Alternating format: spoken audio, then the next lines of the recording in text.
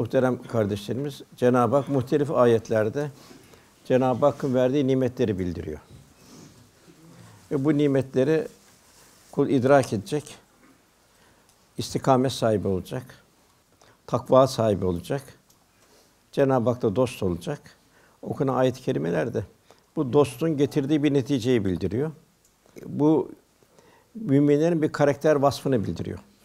Sonra bunun bir zor bir şey olduğunu, yani sabır işi olduğunu bildiriyor. Yani dünyanın bir imtihan dershanesi olduğunun bir idraki içinde olabilmek. Cenab-ı Hak nimetlerini bildiriyor. Yani sayısız nimetleri var. Sayısız mahlukatı var.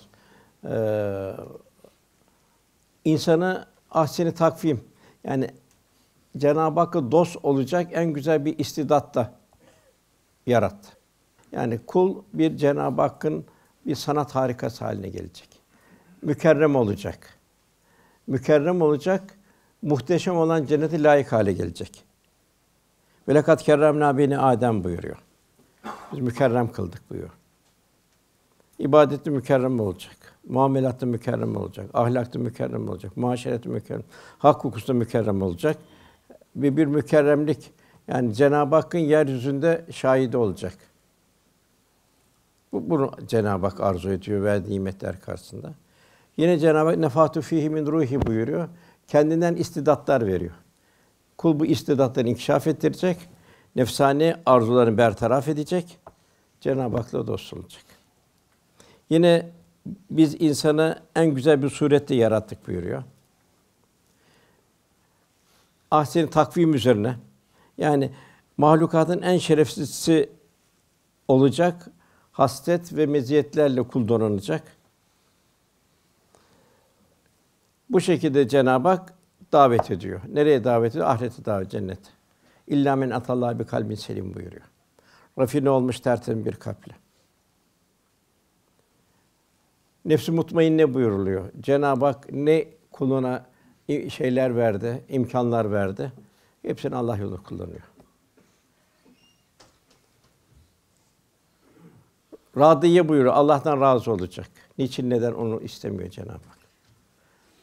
La gaybi illa gaybiyle Cenab-ı Hak. Biz kendimize göre istikbale mahtuf şey hayırdır deriz, şerdir deriz. Cenab-ı Hak teslimiyet istiyor. O teslimiyet nedir? Merdiye Allah da kulundan razı olacak. Böyle bir gönül kıvamı Cenab-ı Hak bizden arzu ediyor. Verdiği nimetler mukabili. Mevlana'nın güzel bir teşbihi var. Sen diyor gerçeği öğrenmek istiyorsan diyor, Musa da Firavun da senin içinde gizlenmiştir diyor. Yani Firavun fucuru temsil ediyor. Musa da takvayı temsil ediyor. Bunlar senin içinde gizlenmiştir buyuruyor. Senin gönlünde savaş ediyor diyor. Yani nefsani arzularla ruhani istidatlar savaş ediyor. Onu diyor sen diyor düşmanı diyor dışarıda arama diyor, içinde ara diyor. Yine Cenab-ı Hak muhtelif ayetlerde de bize nimetlerini bildiriyor ve bize ikazlarını bildiriyor. Câsiye suresinde göklerde ve yerde ne varsa amade kıldım buyuruyor. Yani insanın bir şeyi endam aynası. İnsanın ne ihtiyacı var? Tefekkürü nasıl zirveleştirecek? Cenab-ı Hak şu dünyada hepsini halk ediyor. Neye baksa ilahi azamet tecellisi. Ya Rabbi. Kullarını seviyor Cenab-ı Hak. Bilhassa ümmet-i Muhammed'i çok seviyor. Şuradan ümmet-i Muhammed'i çok seviyor. Resulullah Efendimiz çok seviyor. Muhtelif ayetler Resulullah Efendimiz hep tekrim ediyor. Diğer peygamberlerden farklı tarafını gösteriyor. Peygamberimiz de ümmetini seviyor. Cenab-ı Hak da bu kuluyla dost olmak arzu ediyor, cennete davet ediyor. Hep ikazlar var. Ve huve mâküm eyne mâküm. Nereye gitse o sizinle beraberdir. Cenab-ı Müteal. Yani dünyevi intibalarla Cenab-ı Hakk'ın azameti telliyesini idrak etmek mümkün değil. Sonsuzluk. Kehf suresinin sonunda denizler mürekkep olsa, ağaçlar kalem olsa, onlar biter, misli olsa yine Allah'ın kelimeleri bitmez buyuruluyor. Bir sonsuzluk. Velhâsıl Cenab-ı Hak bütün bugün 7,5 milyar insan mı var dünyada? Trilyon trilyon trilyon balık mı var? Trilyon trilyon gökteki yaşayanlar var. Melekler, şeytanlar, cinler vesaire, nebatat vesaire. Cenab-ı Hak hepsinin yanında. Böyle bir azamet-i ilahiye, kul bunun için daima bir aziyetine aman ya Rabbi diyecek. Verdiği nimetleri düşünecek. Ve mahkum eyne mahkum. Nereye gitsin o sizinle beraber de buyuruyor. Yani iç alem düzelecek. Duygular düzelecek. Nefsani duygulardan bertaraf edilecek ruhani duygular inkişaf edecek. Ve nahnu akrubu ileyhi min hablil verit buyuruyor. Bir şah damından daha yakın olduğunu bildiriyor. Yani içimizden gelen bir biz biliyor, bir de Cenab-ı Hak biliyor. Yani bir kulun bir teyakkuz halinde olması, duygularını düzeltmesi lazım. Velhâsıl dostluk müştereklikten kaynaklanır. Cenab-ı Hak müminleri tevhid ile dostluğa davet ediyor. Tevhid ile dostluğa, tevhidde de la ilahe ile başlıyor. Başta bu nefsani arzu bertaraf edilecek. İllallah cemali sıfatlarının kalp mazharı hale gelecek. Ondan sonra ne olacak kul? Cenab-ı Hak buyuruyor, gören gözü, işiten kulağı, akleden kalbi olurum buyuruluyor. Böyle cennete davet ediyor Cenab-ı Hak. La hafun aleyhim ve lahum yahsunun. Onlar çok büyük şiddet. Resulullah Efendimiz daima kabir azabından, kıyamet şiddetinden dua etmemizi bizi bulduruyor. Bu şeyden la hafun aleyhim ve lahum yahzunun, korkmayacaklar, üzülmeyeceklerdir buyuruyor bu dost olanlar. Demek ki dostun gerektirdiği şekilde istikametlenebilmek, takva üzerine bir hayat yaşayabilmek, Cenab-ı Hakk'ın müminlerden istediği bir dostluk nişanesi. Yeryüzünde Allah'ın şahidi olmak, dinin temsilcisi olmak. Onu Cenab-ı Hak sizi bir vasat ümmet, hayırhah ümmet olarak yarattık. Yeryüzünde Allah'ın şahidisiniz, Allah'ın dinini temsil edersiniz. Peygamber de şahit olsun buyuruyor. Demek ki Cenab-ı Hak bizi böyle dost olacak vasıflarla Cenab-ı Hak bizi müzeyyen kılıyor. Nefsani arzu bertaraf edeceğiz. Gerçek dost, dostu hiçbir zaman unutmaz. Onun için Cenab-ı Hak çok çok zikir istiyor bizden. Unutmayacağız. Yani dilden kalbe inecek bu zikir. Kalbe indiği zaman fiile geçmiş olacak bu zikir. Tatbikata geçmiş olacak.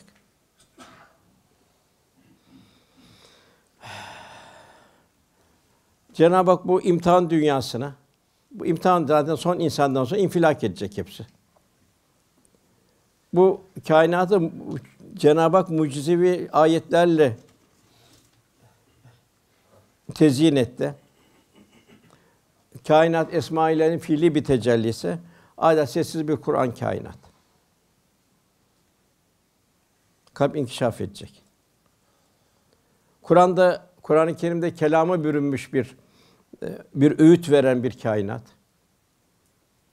Cenab-ı düşünelim sonsuz kuluna ikramları. İnsanın bu her ikisinin kavşağında bir irfan mihrakı olacak.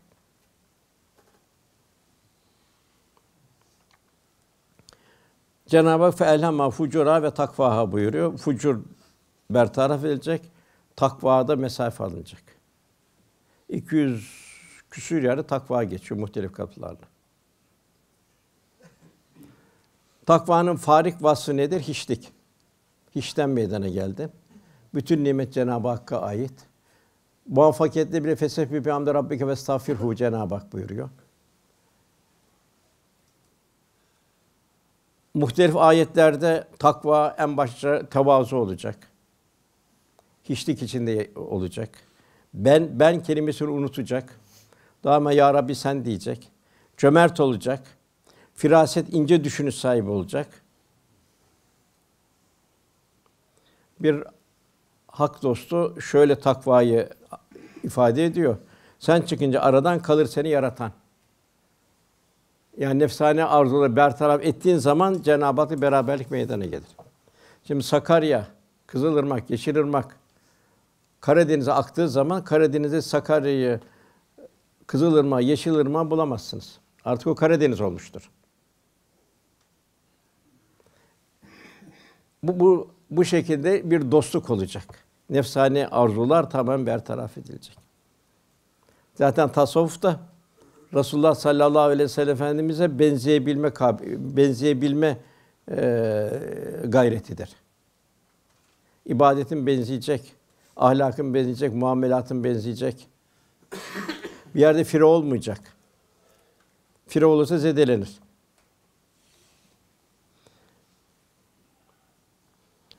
İnsana en mühim 3 tane talimat var. Bir ilk gelen ayet "İkra bismi rabbikellezî halak." Yaratan Rabbinin ismiyle, adıyla oku. Bunu ne okur? Göz okumaz, kalp okur. Yani her gördüğünde, her yediğinde, her içtiğinde, her baktığında, her muhayyelesinde, hayalinde Cenab-ı Hak'la beraber olacak. Kendini düşünecek. Nereden geldi kendi? Bir hiçten nasıl meydana geldi? Kendisine evladı, çoluk çocuğu yahut diğer şey veren kim? Güneşe bakacak. Bu güneş nasıl doğuyor, nasıl, hiç takdim tehir var mı? Arıza var mı? Atmosferde hiç değişik var mı? Hiç toprak küsüyor, vermiyor mu sebzesini, meyvasını? Yerken, içerken her zaman ibadette kul Cenab-ı Hak'la beraberliğini temin edecek. İkra bismi rabbikellezî halak. Esas tahsilde bu. Bu kalbin tahsili bu ve bu tahsille öbür tarafa gideceğiz. Diğer tahsillerle değil. Onlar dünyada kalacak. O zaten öbür tahsil sana ya hayır olacak ya da şer olacak. Eğer dünyevi tahsiller eğer takva içinde yaşanırsa hayır olacak. Yok eğer takvadan uzak nefsani arzular içinde yaşanırsa şer olacak. İşte bir cahiliye toplumuna peygamberler gelir. Cahiliye toplumu için bilenlerden olabilmek. Cenab-ı Hak da bilenler 3 kısımdır buyurur. Birincisi sâciden kâimen, bir seher hayatı olanlar, bir gece hayatı olanlar. Cenab-ı vel müstağfirine bil eshar buyuruyor. Seherlerde istiğfar ederler buyuruyor. Seherlerde bir mümin Cenab-ı Hakk'a olan bir samimiyetini gösteriyor. Çünkü seherler nefse zor gelir. Uyku çok rahatlık verir. Yatak şey gibi çeker, mıknatıs gibi çeker. Ya Allah. Onun için seherler çok mühim. Bu Cenab-ı Hakk'ı tanıyabilmeni, tahsil edebilmenin Cenab-ı birinci şartı sâciden kâimen buyuruyor. Secde ve kıyam halinde olurlar. Yine Cenab-ı Hak İbadur Rahman, Allah'ın rahmetinin tecelli ettiği kullar. Orada succeden ve kıyama buyuruyor. Orada da secde ve kıyam halinde olurlar.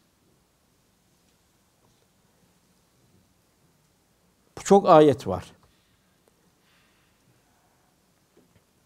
Demek ki hayatımızda her şeyin bir şeriatı olduğuna dikkat edebilmek lazım. Bugün bu kaydı maalesef. Kayanlar olmaz. Şu bardağın içine biraz necaset gitse bu bardağın bütün güzelliği gider. Miras hukuku kaydı. Kul hakkı giriyor. Haram giriyor gıdalara. Haramda şifa yoktur. O muhtelif şeyler geriye çıkar ama insan farkında olmaz. Kalem Suresi'nde bir hadise var. Yemenli bir zat öşürünü fazla dağıtırmış. Biçerken ekinleri fakirler gibi toplanırlarmış, fazla verirmiş. Vefat ediyor. Çocukları muhteris. Bu diyorlar bize bile kâfi gelmez diyor. Aman diyorlar fakirler, garipler gelmeden biz yavaşça gidelim. Ne var ne yok toparlayalım. Sessiz gidelim ki sesimizi duyup toplanmasınlar tarlaların etrafında. Niyet değişiyor. Kalp değişiyor. Bir gidiyor bakıyorlar kalpleri, tarlaları kapkara olmuş, simsiyah olmuş. Biri diyor ki herhalde diyor yanlış yere geldik diyor. Bu bizim tarlamız değildi diyor. Öbürü uyanıyor yoktu bu bizim tarlamız diyor. Biz diyor bir hakkı gasp ettik diyor.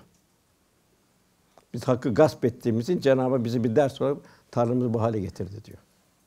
Bu da öyle kardeşler. Hak hukuk çok mühim. Miras çok mühim. Zekatlar, öşürler çok mühim. Bunlar eğer zedelenirse kalpte zedelenir. Onun için birincisi şeriat.